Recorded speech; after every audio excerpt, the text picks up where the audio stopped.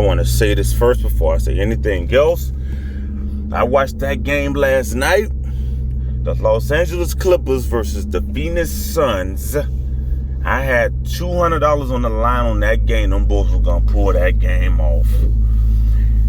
And I want to say this game was a thrilling game to the final second of the game. That game was NBA playoff basketball. That was a good game. But boy, we got to address the elephant in the room.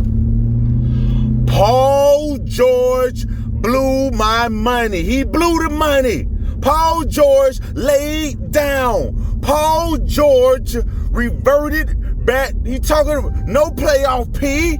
Playoff P where? He had a chance. Paul George got five. Listen, about 10 seconds left on the clock. Patrick Beverly pulled the magnificent defensive stand. He went for the steal, hit the ball, but then it went out bucket hands. So literally we up 1 point. Paul George goes to the free throw line with 7 seconds left on the clock. We up 1 point. Paul George, before I keep going, Paul George had been playing up until then, probably the final 2 minutes. Paul George played good the final 2 minutes. So in my head, okay, the old Paul George dead. This playoff P here, layup. He hit a crazy layup with like a 40-something seconds. Then he turned around after that. He hit a jump shot over Crowder.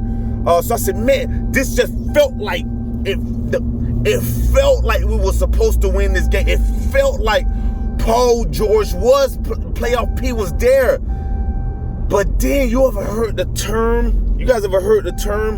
You can't teach an old dog new tricks. I should have knew it. That man went to the free throw line with 7 seconds on the clock, up 1 point, and that man blew 2 free throws. The man missed them both, man. Do you hear what I'm saying? The man missed both the free throws. If Paul George go out there and make both them free throws, they have to inball they have to take the ball in from the other side of the court. So literally you have to do a long pass and somebody has to try to jack up a three. So the chances of that happening is slim to none. Very slim. All he had to do was go out there and nail 2 free throws, and essentially, I want to say the game's over. That man went out there and froze like a statue. That man went up there. That man was colder than Alaska. That man built the brick house. Man, brick 2 free throws. An 85% free throw shooter. When that pressure was on the line and the moment needed to be stepped up to, that man laid down. And in return, I lost $200, man. If I see Paul George, I'm going to put hands on him. I'm telling you right now. Don't let me ever see this man in real life. I'm going to put 2 hands on him.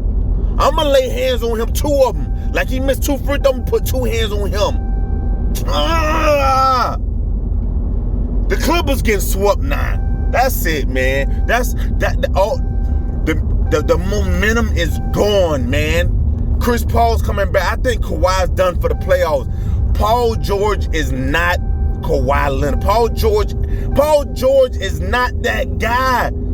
You start to put a little faith in somebody because they playing. You start the last 3 games. You start okay, maybe he ain't maybe he's changed. Maybe he's changed, and then when the biggest opportunity of his career comes, that man laid down, and in return, that man lost me $200, man.